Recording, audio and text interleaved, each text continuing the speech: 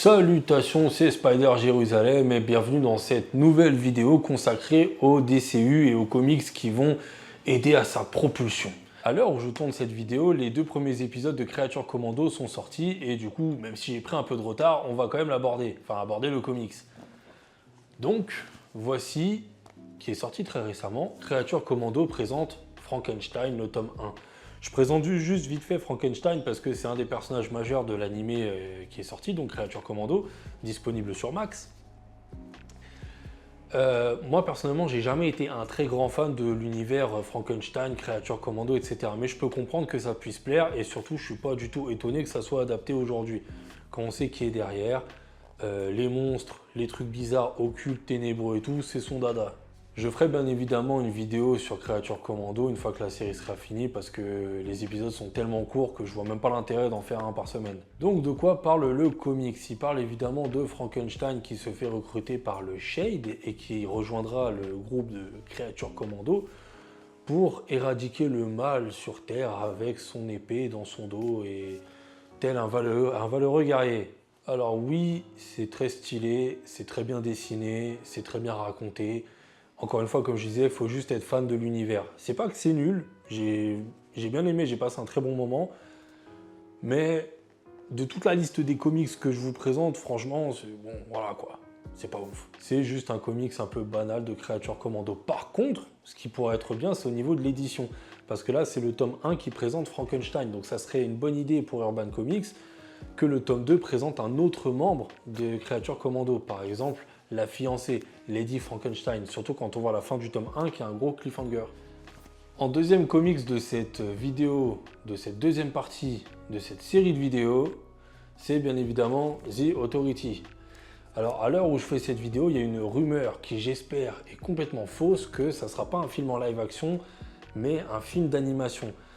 Alors il faut comprendre un truc, c'est que passer du comics au live action, c'est un peu le but en fait. Je dis pas que faire de l'animation c'est nul, mais adapter un comics de ce genre-là en live action, sachant le blockbuster que c'est un petit peu le principe, c'est un peu le but en réalité. Faire ça en animation, franchement, honnêtement, il n'y a aucun charme, il n'y aura rien du tout.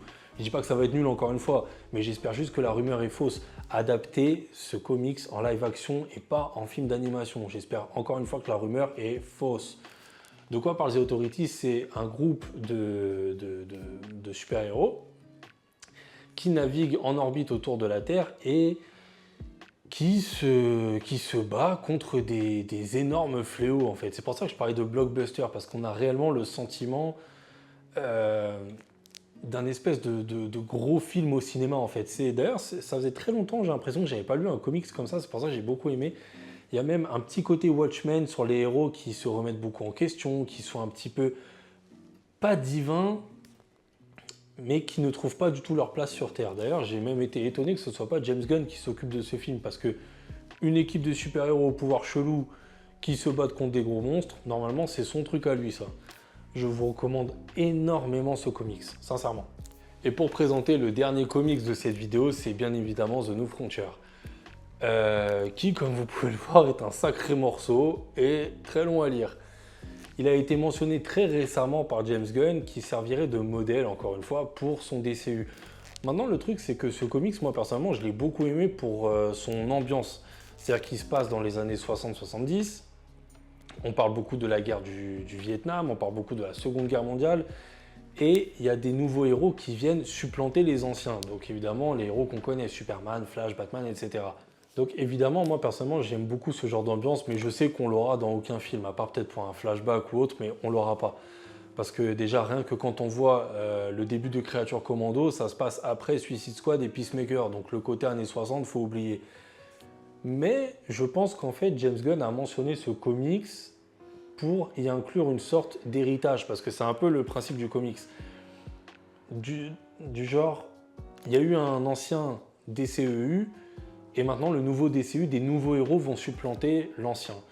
Et si c'est ça, s'il arrive à inclure un peu cette ambiance-là, cet héritage-là dans ses films, j'ai envie de dire pourquoi pas. Voilà, c'est la fin de cette deuxième vidéo sur le DCU. Et bien évidemment, on va se retrouver pour la troisième et dernière partie sur le plus emblématique de tous, Superman. À bientôt!